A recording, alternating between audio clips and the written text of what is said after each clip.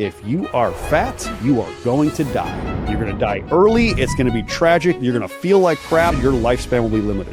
So these GLP-1 drugs, if I can get somebody to get that excess body fat off in a faster way while also changing their lifestyle, I just saved this person's life. 100%. So a peptide is a chain of amino acids that signals your body to do something. Half of these are naturally derived in your body. Half of these are naturally occurring in your body right now. We happen to figure out that it has massive tissue reparative properties. It's amazing. Why isn't this something that we are spreading everywhere? Why isn't the mainstream medical community wanting to do something about this? Why are they not pushing this? Because it works.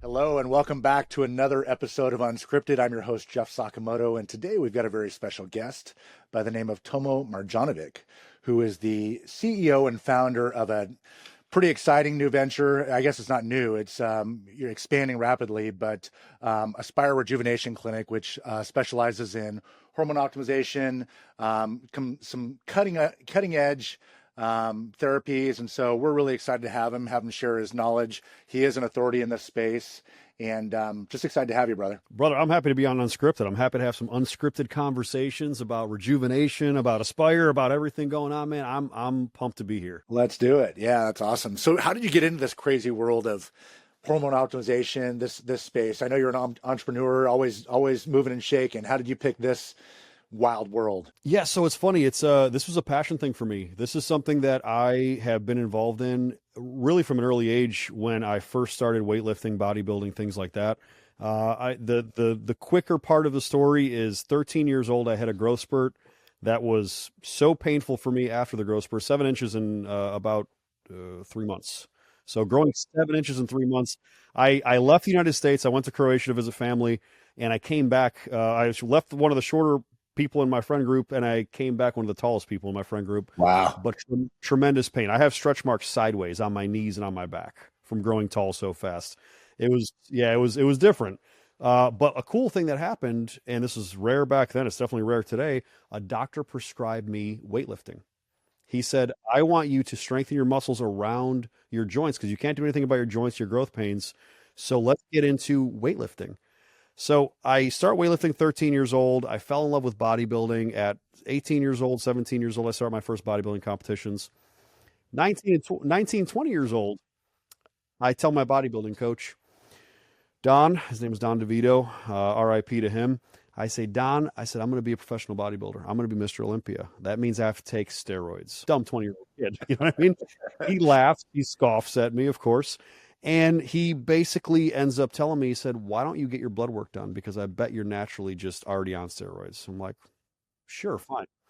We're talking 2003, 2004. 2003, this doesn't happen. Yeah. So I get my blood work done. My testosterone comes back 1,470 nanograms per deciliter. So I'm at 1,500 natural. He said, kid, you're already on natural steroids. Don't touch anything. I said, okay. I said, but I know eventually I'm going to have to be on steroids to be Mr. Olympia. So I'm going to start studying everything. So this was a point in my life where I start studying everything for my own benefit.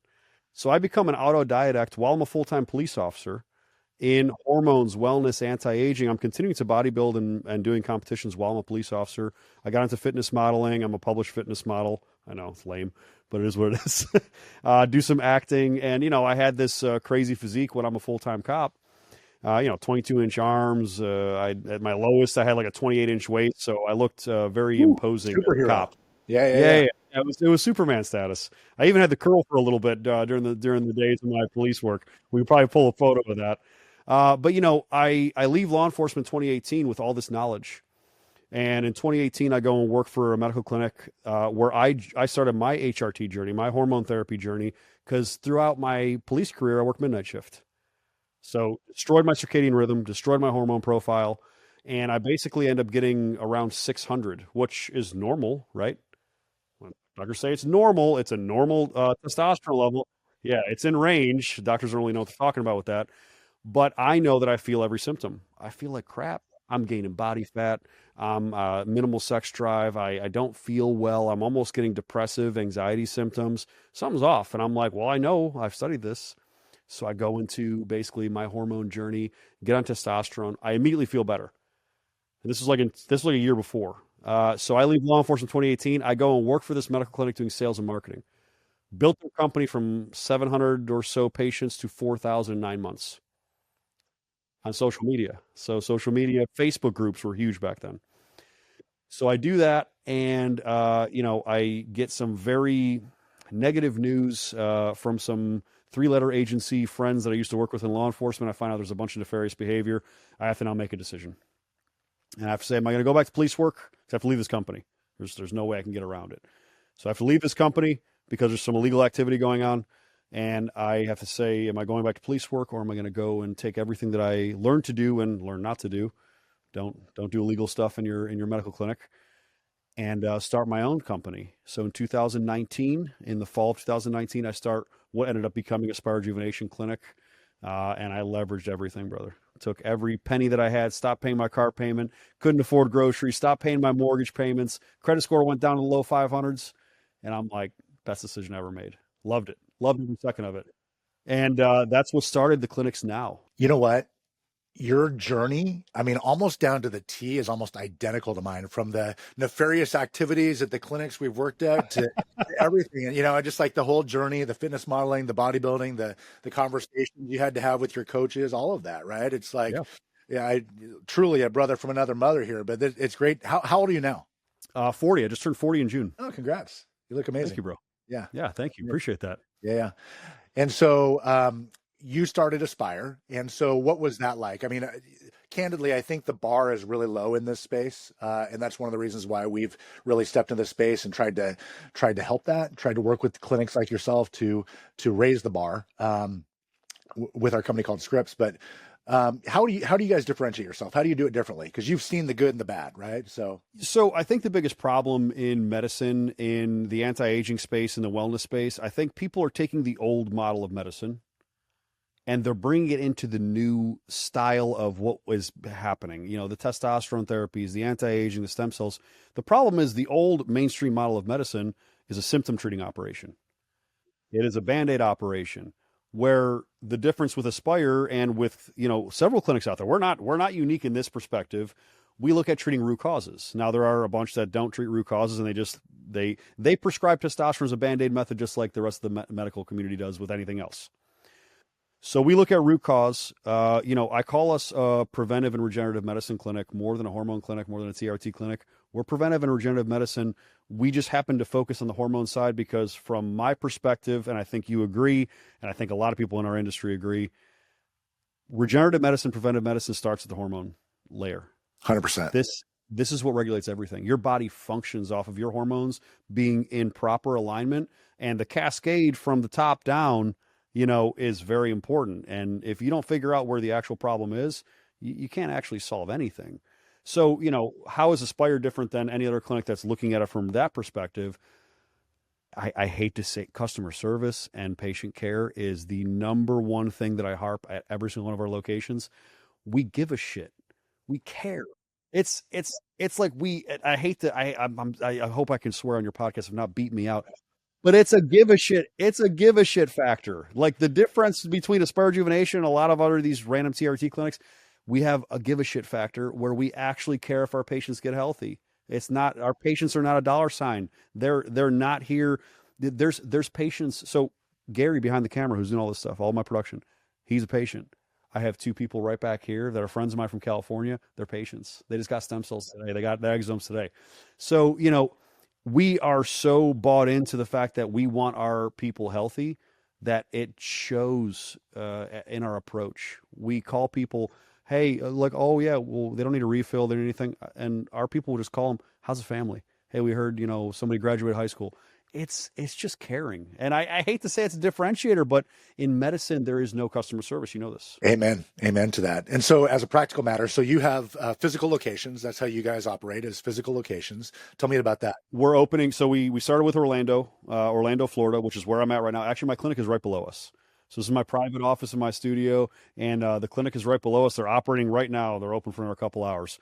And I have another location in Pittsburgh, Pennsylvania. It's where our main medical director actually lives.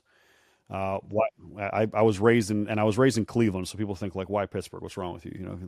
Going to the football stuff. But Pittsburgh, Pennsylvania is our second location. Very successful. We're doing very well up there.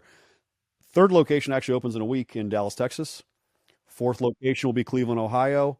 Fifth location will be my first international in Dubai in UAE. Uh, we plan on doubling our footprint from a physical location standpoint in the U.S. next year from 4 to 8, and I plan on doubling or tripling in the UAE or the GCC region in general next year as well. I want to come back to Dubai. We were just in Dubai about a month or so ago. I think I mentioned that to you, but huge opportunity there, obviously. But I want to come back to that because we work with hundreds of clinics at Scripps, and a lot of them obviously have aggressive plans to scale and everything else. They are choosing to scale through telemedicine, right? And to not have brick and mortar, but to do the telemed way. You've chosen to do the opposite. You want to have physical brick and mortar locations. I'm sure you probably have some aspect of telemed, but there's 100% telemedicine. Yeah. So I'll explain it. And I know you know this from a legal standpoint as well, what I'm going to say, but I know a lot of clinics don't. And one of the main things that I invest in, and I learned this from a buddy, Patrick Bet David, who happened to be a mentor of mine, and he's become a friend. Yeah, so PBD, he's like, two things you have to invest in as a business owner that nobody wants to and everybody gets annoyed by: legal and accounting. Oh, no doubt. It's so imperative in how your business operates. So from a legal standpoint, there's a lot of clinics that went telemedicine only during COVID, and we did too. But what they're not paying attention to is that now there's state laws that are going on. That are changing, and federal laws are also changing, and certain stipulations apply when you're doing state-to-state commerce when it comes to medications, especially controlled substances. So what are we doing? Well, we started looking at where our major population points are in our medical clinics because we were obviously doing national branding, national marketing during COVID when anybody could do telemedicine anywhere. So we started realizing, we need to have certain licensing in Texas, in California, and you can't just do telemedicine because it was available before. So we're like, all right, well, let's open physical locations and let's start mandating a little bit of higher level of care. So we're one of the first clinics that I know of where we're mandating, no matter where you are in the country, no matter what clinic it is, no matter what the state laws are, we're mandating that you come and see us in person once a year, no matter what. We want a physical touch, which I know you know this. But how many clinics are doing that? They're doing the telemedicine thing? Oh man, yeah, that's what I said. The bar's really low, right? They don't know, and some just don't care. Unfortunately, a lot of them don't care. I hope a lot of them just don't know, and maybe this is going to be an education point for them, And the problem that people have is like they're trying to do it the cheap way, and having one location and doing telemedicine everywhere, it's a cheap way of doing it. Yes, can you handle more patients from one location? Does having multiple brick and mortars cost more money? Sure. But we are scratching the surface with this industry. I mean, I think we hit a total, and we've had some drop off here and there. You know how that is. People move and all kinds of other things. I think we have a 7,000 to 9,000 patient base between two offices right now. And people are like, that's incredible. Good job. I'm like, there's 7,000 people right now having dinner within a mile radius of me right now. You know what I mean? In Orlando. I'm like, this is not anything. We have no population base. So when I'm looking at it from this perspective, I'm like, guys, we haven't even started. This is new, So when you're looking at that, it's like, you guys are like, you guys meaning the industry. And I was doing the same thing. I'm like, yeah, good for us. 7,000, 9,000 patients. Like this industry is so in the infancy that all of us in the industry can open up a clinic across the street from each other, still enough patients. Exactly. And that's the thing is like, there's such an abundance in this industry and such a need, such a demand. And we talked about this a little bit, I think, last time we spoke, but, I had said, hey, I think we're probably in the second inning of this, just everything that's coming in. And you're like, no, I think it's like the opening pitch. Like the reality is like, we're just like, the game hasn't even started yet. Right. No, we're still warming up, guys. Truly. We're still warming up. And, when you look at like places like Dubai, when you look at Europe, when you look at Asia, I mean, I'm getting people like propositioning me from all over the world at this point. Why? Because of social media and things like that. And because I travel a lot, I have a lot of international presence. But you look at it from this perspective, this doesn't exist properly in Dubai, which people think Dubai has the best 10 out of 10 everything. And it really does. I mean, Dubai is next level. You've been there. You see what it is. The service is unbelievable. But in wellness, they're still behind. And I'm not scared to say this out loud. I hope that other people are like, oh, he's saying it's ripe for the taking. We're going to go there too. Please do. Please do. Because you bringing more of us into this industry, more wellness into the industry, only proliferates the industry. It builds us all. I'm very competitive, but I'm not greedy. I'm friends with so many people in our industry, and I want them all driving Ferraris, brother. And I want them to all to have 10,000 patients, and I want them all to be helping tens of thousands of people. That's what I want. No, well said. And it's so funny about Dubai. I spent a lot of times overseas, and I met a lot of guys in Bali earlier this year that actually they live part of the time in Dubai. And without question, I mean, without exception, every single one of them has been like, "Hey, brother, where can I get some peptides here in Dubai?" And so they're going to these research sites and different things and trying to do that. There is such a need.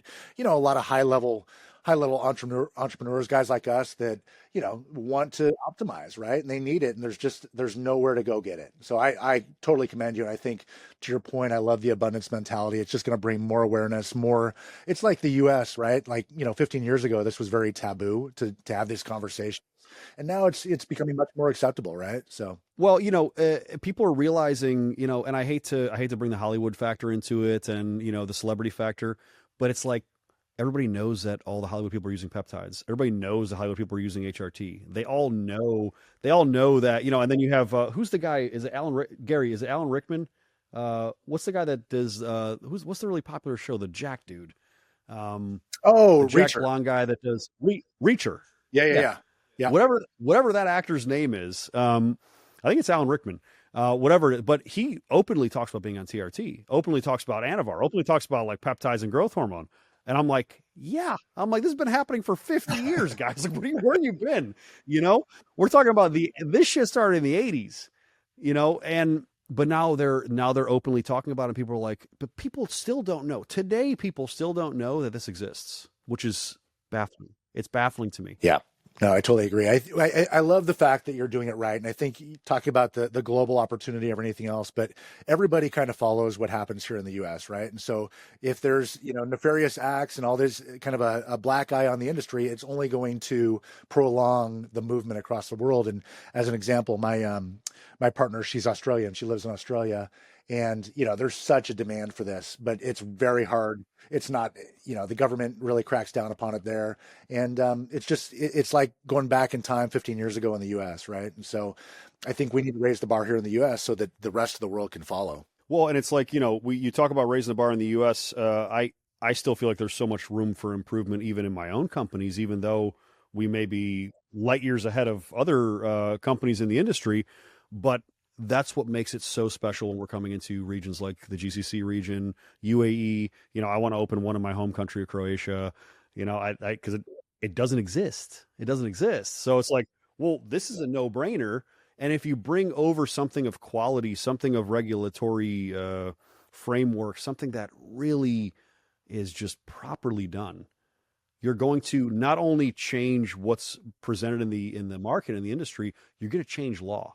You're going to change outlook. You're going to see Dubai and the GCC region say, we're going heavy into this now. Let's start subsidizing this with, Dubai has an insurance pot, like their insurance, their health insurance.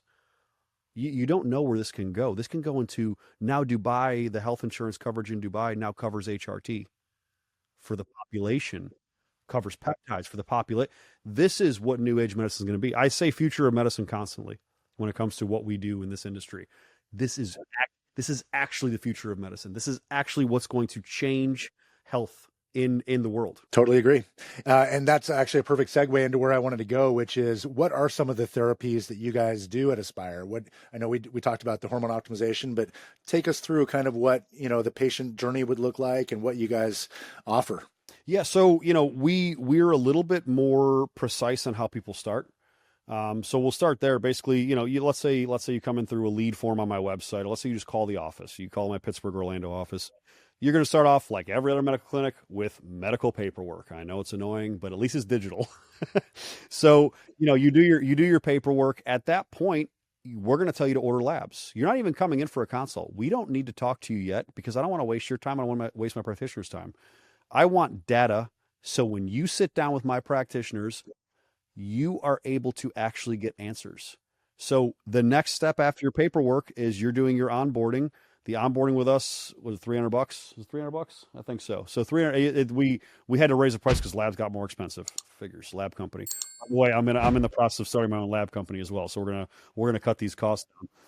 So $300 includes your labs and includes a 45-minute consultation with a practitioner. Now, 45 minutes is wildly longer than anybody really has a doctor in any perspective or any capacity. It's usually like, I think, what is less than 7 minutes. You have less than 7 minutes with a doctor, which is disgusting. You can't figure out anything. So when you come in for that 45-minute consultation, you're getting answers. You're actually leaving there with verifiable data saying, this is what we see, this is what we suggest, and guess what? You're not on the hook. You haven't paid any membership. You're not locked into any monthly fee. You are getting educated for a very low price, and I'm not making money off that. You're barely paying for the practitioner's time and the labs because I don't care to make money off you like that. My perspective from Aspire Rejuvenation Clinic is to literally give you data so you can now take control of your health journey, probably for the first time in your life. And 9.9 out of 10 times, that patient is going to look at that and say, wow, like they're not trying to oversell me. They're not trying to shove a bunch of peptides down my throat, a bunch of vitamins. They're not trying to give me HRT when I don't really need it. We are here to bring, and you have no idea how much we deny people. I have guys come in and they're like, hey, my buddy John is on growth hormone and this peptide and this and this. And they're like, I want the same thing. Yeah, sorry, you don't qualify. Even though I can make a bunch of money off them. It's not about that. It's about making sure that you are healthy. And we want to do it with the least amount of drugs possible. 100%. I love it. The right way. It's a simple thing. Do it the right way. Right? Like you got to get in there. You got to see what's going on before you can start, making recommendations, right? So, no, that's good. That's really good. And when it's a gross generalization, but what are you seeing out there? What are you seeing with your clients that are coming in as a generalization? When you're looking at labs, if you had to summarize, what would you say? I mean, I talk about this all the time on my social media, and if anybody has watched my stuff, I talk about food, I talk about water, I talk about supplements, I talk about the quality of what you intake every single day. I talk about stress levels. I talk about not having this stupid thing in your face constantly and just destroying your brain. Even though I work way too much and I probably in front of screens way too much, I'm at least having a purpose behind it. But the TikTok scrolling, that BS. So I talk about intake constantly, and I talk about what is really detrimental to your health. And now we're in America. The food quality here is garbage. It's absolute trash. Even if you're trying to eat healthy, it's still trash. Water quality is a major problem. I'm in the process of building out a $15,000 water filtration system in my new home, and it's because I'm so aware of what is going on, and I'm used to being overseas a lot now too. So I know what quality food tastes like. I know what it feels like. I know what my energy is like. And then I know when I come here, why am I inflamed? It's like, and why do I have to drink more water? Why do I feel like the water tastes weird? Like there's all these weird things. So knowing that, I know what I'm already seeing in the population. I'm seeing women, and then we can get into the birth control thing and like how prevalent that is in young women. And most women that I talk to if they have been on birth control, they're off now. And if they're not, I tell them, get off birth control. Well, I don't want to get pregnant. Well, you can track your cycle, and there's a window about this big in the month where you can actually get pregnant. This is not hard math, guys. Like, we can actually do this together. You know when your ovulation is if you track it properly, and don't tell me it's about pregnancy. And if it's about, anything else, I mean, birth control doesn't stop you from getting an STD. So, if you're worried about that, use a condom or get tested, whatever you want to do. So, the prevalence of birth control wrecking women's hormones. Young women are getting into like peri and almost postmenopausal symptoms at young ages. We're talking late 20s. You're having PCOS is rampant among women. Now with men are simple. Like women are complicated. We have to deal with all kinds of different hormones. We all know this. I know me and you are not talking anything weird. Women are complicated. Men are easy. You can solve almost every man's problem with darting testosterone in them, and they almost self-solve everything. But what am I seeing? I'm seeing that men in general are having lower and lower testosterone levels. It's starting earlier. Have you ever read the book Astrogeneration? I have not. It's been recommended though. I need to. Yeah. It's scary. So basically, talking about the prevalence of estrogens, phytoestrogens in our systems from a young age, and it's making like young boys more feminized. Could be causing a bunch of what it's not. I'm not going to say could. It is okay. I'm going to say this statement: the feminization of men through hormones, phytoestrogens, things like that in your environment from a young age is causing men to be more feminine. It's causing men to be less masculine. It's causing men to have more health and mental issues. Why? Because as a man, we have a certain chromosome thing, and testosterone builds our brain. And if you don't have the essential hormone that builds your brain and builds your body, you are screwed. You're going to be unhealthy. And we're seeing this more and more. I think that's really well said. One of the things that has become extremely popular, I mean, it's been popular for a few years, but it's becoming, I feel like, more popular every single day is peptides. I know that's something that you guys utilize as a therapy method. What are some of the peptides that you like personally and within your treatment in your clinic? BPC 157 is one of the best peptides I think out there. You can pair those with like the thymosin beta 4, TB500. These are reparative peptides. And I wanna real quick touch on it. I know you know this. I know you've educated on this. What is a peptide? People are like, well, what is a peptide? Can peptides do this? Can you basic way of saying what a peptide is, and which is why it drives me nuts when you talk about the FDA going after compounding and things like that. Amino chains. Everybody knows what an amino acid is, I hope. Okay. So a peptide is a chain of amino acids that signals your body to do something. That's all a peptide is. Half of these are naturally derived in your body. Half of these are naturally occurring in your body right now. BPC 157 amino chain is happening in your gut right now. And we happen to figure out that it has massive tissue reparative properties. That's amazing. Why isn't this something that we are spreading everywhere? Why isn't the mainstream medical community wanting to do something about this? Why are they not pushing this? Why are something that simple? Because it works. Sorry. Yeah, sorry to drop that bomb on you guys. We can get our tinfoil hats here in a second if you like. But BPC 157, majorly great peptide. You look at some of the secretagogue growth hormone secretagogue peptides. Sermorelin, been around for a long time. Ipamorelin, tesamorelin. Tesamorelin's FDA approved. By the way, not for increasing growth hormone levels. What's it FDA approved for? Belly fat loss. Weird. You know what I mean? So we know these peptides work. And there are a bunch of off the wall ones as well, but also what other peptides have now come into, and I know they're not considered peptides, some are considered biologics. What about the semaglutides? What about tirzepatides? What about retatrutide? What are those things doing in the market right now? Everybody knows what Ozempic and what Mounjaro. Everybody knows what those are.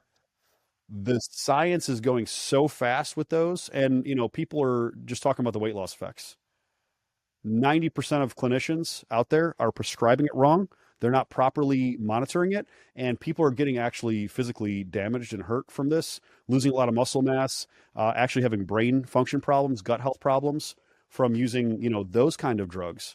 But when you're talking about peptides, the biggest problem is not the peptide you're using. The biggest problem is how you're using it, just like hormones. I say the same thing. The devil's in the dosage, right? It always comes down to really how's it being used. Like it's like a gun. It can be used for the best thing, or it can be very dangerous, right? And so peptides are no different. GLP-1s are especially in that category. And personally, like I was the biggest skeptic of GLP-1s, as a competitor and everything. Like you and I both grinded on the cardio and dieted hard and everything just to get lean. I'm like, this is cheating. Could you imagine if me and you had retatrutide back then? I know. Game over. Game over. Game over. I would never have that little bit of stubborn fat ever again on stage. Exactly. No, it's incredible. But to your point, it has to be done right. And that's where I think the bar has to be raised. And there are some people that are raising the bar, but it's there's also a lot of folks that unfortunately are just trying to make money off of it. It's there's a proper usage point. There's an abuse factor, and then there's just actually just negligence from medical side, in my opinion. And I mean, I hate to call out most of the industry, but it's real. There is gross medical negligence with HRT. There is gross medical negligence with a lot of peptides out there. There's gross medical negligence with the GLP-1 drugs and the GIP and the glucagon and all these things. There's negligence because they're only selling it for one result. They're not selling it for an actual fix, and they're not selling it with a lifestyle corrective behavior. They're selling it as, here's your Band-Aid. That's what we're trying to fight against. This is not what we're trying to do. We're trying to fight against a system that has made medicine a Band-Aid operation, and we're trying to fight against it by going after actual root causes. If doctors did their jobs, you and I wouldn't have jobs. Well said. And I think to your point, if used correctly, it can be that bridge to the proper lifestyle changes that need to be made. Like, it does curb hunger. It does kind of get your body functioning the way it should work. But if you just use it as a crutch and then you go back to your old lifestyle, that's where we get in trouble, right? And it's not supposed to be used indefinitely. Now, some HRT things are, but if you think that you're supposed to be using a GLP, GIP, glucagon, we're talking about that, retatrutide recipe, which is by far the best, by the way, the best. So you're not supposed to use that indefinitely. That's madness. That's madness. You're supposed to change your lifestyle. That's supposed to be a corrective thing. You and I both know that being overweight and being obese is it's the number one most detrimental thing that you can be for your health. If you are fat, you are going to die. You're going to die early. It's going to be tragic. You're going to feel like crap. Your health span is not only going to be limited, your lifespan will be limited. So these GLP-1 drugs, yeah, if I can get somebody to get that excess body fat off in a faster way while also changing their lifestyle, also optimizing their hormones, I just saved this person's life. 100%. Amen, brother. Yep. You talked about retatrutide. I actually just got my hands on retatrutide. It's something we're offering at Scripps for our clinics. The demand has been incredible since we released this a few weeks ago. Have you personally utilized it or had patients that are using it? So I personally have experimented with it. I've had patients that have experimented with it. Like I said, it's all a double-edged sword in how you use it.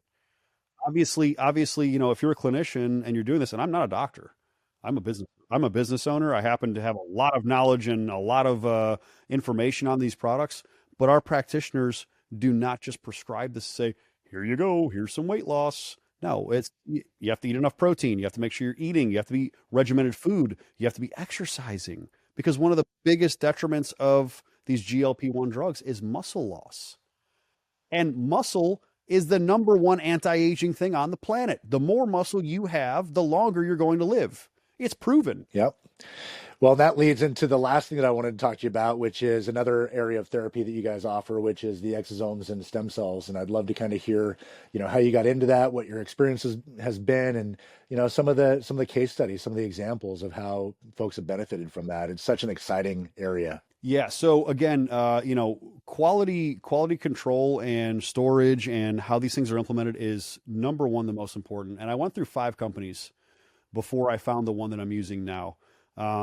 The company's called Regenerative Research Group. I have no problem talking about them. I have no problem if you guys want to poach my people that I'm getting my stem cells from.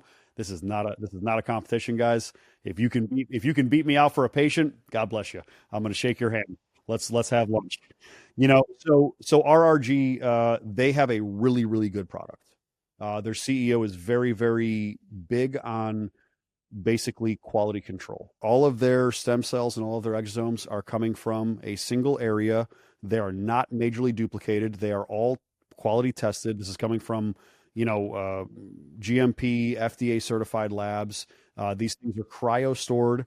I have cryo freezers in all of my clinics. So we're storing these at -100 Celsius, by the way.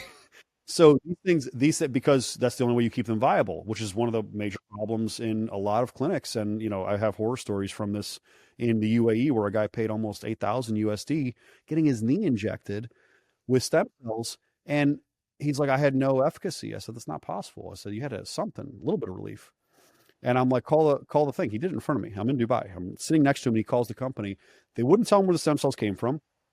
They wouldn't tell him what biologic company made them. They wouldn't tell them where they were stored. They wouldn't tell them how they were stored. They ended up eventually telling me that they came from Colombia, red flag, and weren't nearby. So I'm like, well, were they flown over in a cryo freezer? Because that's a little bit of logistics going on. So these things were probably just dead cells um, when they got into them, which is another scary part. So when we're talking about stem cells, we're talking about regenerative medicine in general, and really, I'm supposed to call it regenerative medicine. Whatever. I'm not PC, I guess. The FDA doesn't actually care as long as they're quality stuff, and these things are not definite. Nothing with stem cells or exosomes or regenerative medicine is guaranteed. It may help. It may help. Your body may not get help from them, but I'm going to tell you right now that I personally use them. I do exosome therapy, exosome IV push every single month. And I have done stem cells, and I have patients right here, literally on this side of the camera, bro. Two people from California that just did exosome therapy this morning. I'm doing a double dose of exosome therapy on Friday before I fly to Croatia. My mother did exosome therapy, and she had a problem with her shoulder. She fell off her bike and broke her elbow.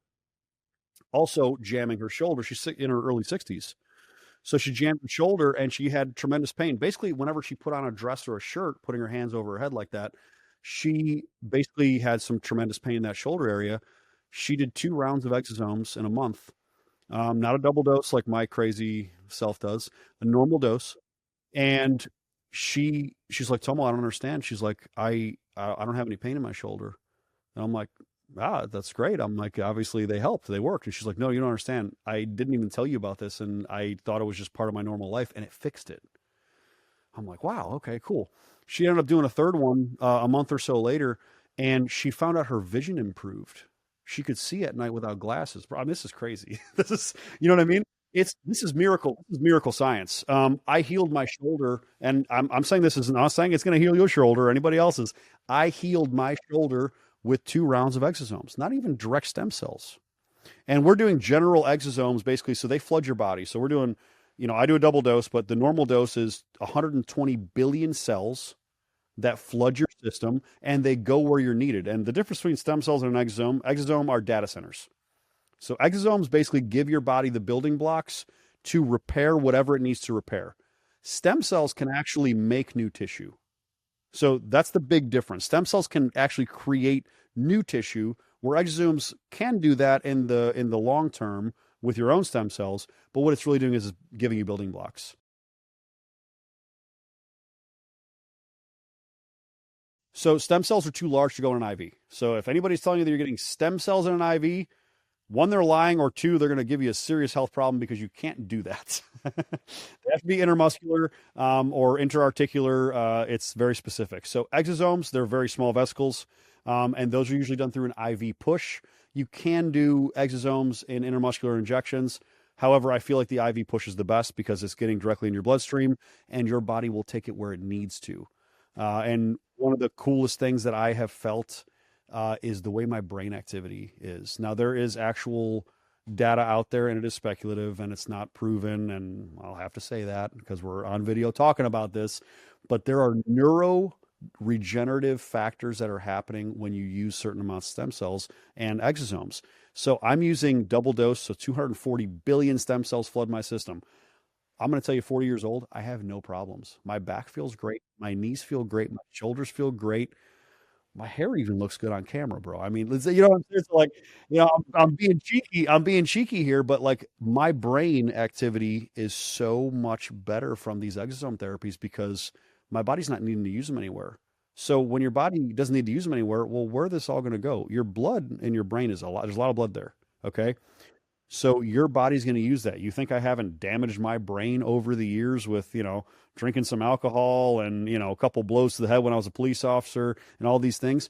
So the neuroregenerative benefits, I mean, this could be potential for, neuroregenerative issues with like Alzheimer's, with dementia. There's a lot of application here, and the science is so new. So I'm so excited that we're doing it here at the clinic. I know a lot of clinics are going to start picking it up. The one piece of advice that I will tell every medical practitioner or clinician, people that you talk to, Jeff, that you work with, is quality control over everything. And there are a lot of other companies that are doing great stuff outside of RRG, but in the space that we're working in, whether it's peptides, whether it's HRT, whether it's stem cells, make sure you're getting a quality product. And the one way you can test it, and I know that you know this, try it yourself. Yeah, no doubt, no doubt.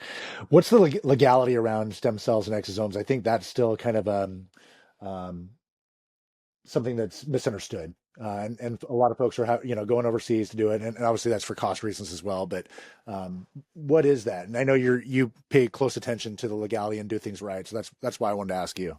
Yeah, so the one thing that people automatically equate to stem cell therapy and exosome therapy is they automatically equate it to the therapies that are involving embryonic cells.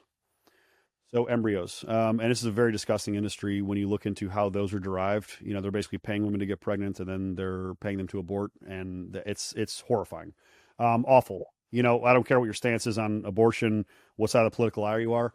Doing that is pretty monstrous. Um, so you know, when you look at stem cells and exosomes and how they're derived, the way that you really want them, mesenchymal stem cells, so fat-derived stem cells, great. Where and obviously the host matters. So who's providing the stem cells matters a lot. So that's part of the process that you have to go through when you're a stem cell company or a regenerative medicine company. Your host matters. So you don't want to get stem cells from me. I'm 40.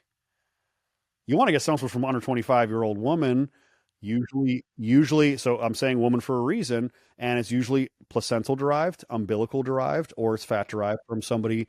And you know, how healthy is that person? And again, I'm not getting political here, but your vaccination schedule matters, and what vaccines you've had matters. So, you know, if you've had certain anthrax vaccines, if you've had certain vaccines that are related to maybe a pandemic that has happened recently, things like that, you know, so those things are going to play a part in how viable and how healthy your stem cells and exosomes are. And the legal side of it, you have to make sure that a regenerative company has the proper licensing, the proper storage facilities. You know, where are they coming from? How are they derived? That's really the main thing. They're not illegal here in the U.S. People think they are because people are automatically thinking of the Colombian companies and the Mexican companies. By the way, I'm going to just tell you, please, for the love of God, stop going to those companies. You can get very viable, very efficacious stem cells in this country, and also soon in the UAE, and soon in Europe, and soon in Asia. You know, you're going to be able to get these places. There's a lot of skipping steps, and there's a lot of quality control issues. There's a lot of duplication issues. There's a lot of things that are happening behind the scenes in some of these clinics in Mexico, and some of these clinics in Colombia, and some of these clinics in Belize, and all these things. There are good ones too, but for the most part, I would avoid those things. You're actually not going to save money, believe it or not. You're not going to save money. You can actually spend less money at a clinic that's not just trying to like just kill you with the costs. They're not trying to make 9,000% markup, which I'm not a fan of. I try to make everything as affordable as possible while also making a profit for the company because I'm a for-profit company. But you know, you don't need to go and spend 20K in Colombia and maybe get results, and maybe the host didn't have hepatitis and AIDS. It's a serious thing. It's a real thing. Very serious. Yeah. So, you know, looking at it from that perspective and looking at the quality control standards that we have here in medicine in the U.S., it is very important. And we have a administration right now with what's going on with the FDA, the DEA, and, you know, whether you like it or not, I don't care about your political affiliations. It's better for medicine. It's we're in a better situation for treating and healthcare and wellness now than we were in the prior administration. What the future administrations will do is not my problem. I'm just trying to make sure that we can help as many people as we can right now. I love it. I love it. You know, I told you that was the last thing I was going to ask you, but it's not. I'm going to ask you this because, you know, you in a very short time span, you have built a very successful business. And I think that is what a lot of our clients, a lot of my network, that's what they aspire to, is to do something similar to you. That was a good word you used there. It wasn't on accident. I think that, you know, there's obviously some traits that you've incorporated, but what do you think has been the key to your success, both personally and as a company? I'll tell you a couple of things on the way that I believe. In business in general, I mean, obviously how you structure your business and how you do business is the number one thing. Working and walking with integrity and honor in everything that you do is a huge part of my life and a huge part of how I do business. So I do nothing without integrity and honor being first and foremost. You will never see me snake somebody out of money. You'll never see me rob somebody. You'll never see me steal from somebody. If anything, you'll see me give a lot of shit away. And that's just how I behave. And it's just the way that feels right to me. So, number one, integrity and honor, do that in everything. And it's not going to be the fastest way sometimes, but you will retain what you build. The second part of what I believe is the number one reason why I succeeded and maybe some others didn't is just a relentless, nonstop ambition and understanding that this is what I will do and I am already doing it or I'm dead. And I hate to say it's like that clear cut, and it's kind of cliche saying, well, if you want it as much as you want to breathe, but it's kind of true. It's it's kind of true. Yeah, and I mean ET got it from if you want to look at like Aristotle. Wasn't it an Aristotle quote? Aristotle put the guy's head underwater, and what's the one thing you couldn't think you wanted to think of when you were underwater? I wanted air. Well, if you want knowledge and your search of knowledge as much as you wanted that air when I held your head underwater, then that's when you'll get all the knowledge you can possibly handle. But it's real, and if you look at everything from that perspective of, it's really hard to fail. And I'm saying this in a really general way, but most people don't even give a 20% effort on anything they do. 100% effort, I don't even think I've done that. And I mean, brother, I've worked days at a time. I've slept in the office. I've cried myself to sleep and then cried myself awake. How stressed I was trying to build what I have. And it's on me or everybody's, like, my entire staff is laid off. My brother is laid off. My mother doesn't have it. Like, this is real stuff.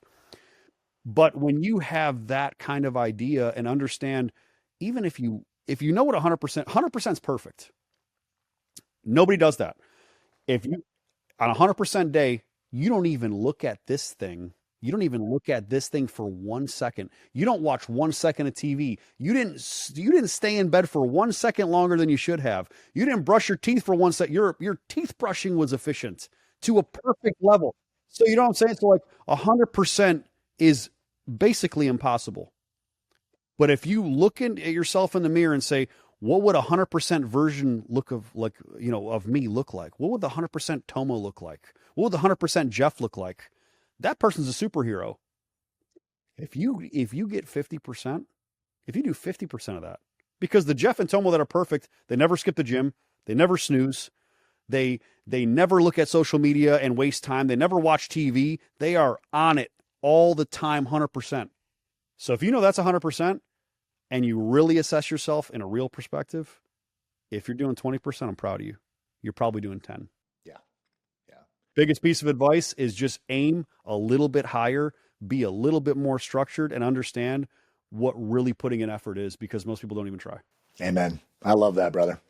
This has been an honor. It's been an awesome conversation. How do folks find you, Tomo? How do folks find Aspire? How do they find you personally? I want them to check out your social media, drop some knowledge bombs on them on Instagram. Thank you, man. Yeah, appreciate that. Yeah, so you can find me. It's at Tomo _Marjanovic. The at Tomo apparently was taken. I try to yell at Instagram about this constantly, but at Tomo, my last name Marjanovic. Good luck spelling it. I can barely spell it.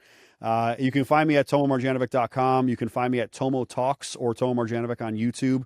Here's my Tomo Talks logo right back here. I do a podcast. And Jeff, by the way, when we get together next, I want to do an in-person. Maybe come here to Orlando. We'll do dinner and everything, bro. I would love to do that. And Aspire Rejuvenation Clinic, aspirerejuvenation.com. We're locations in Orlando, Pittsburgh.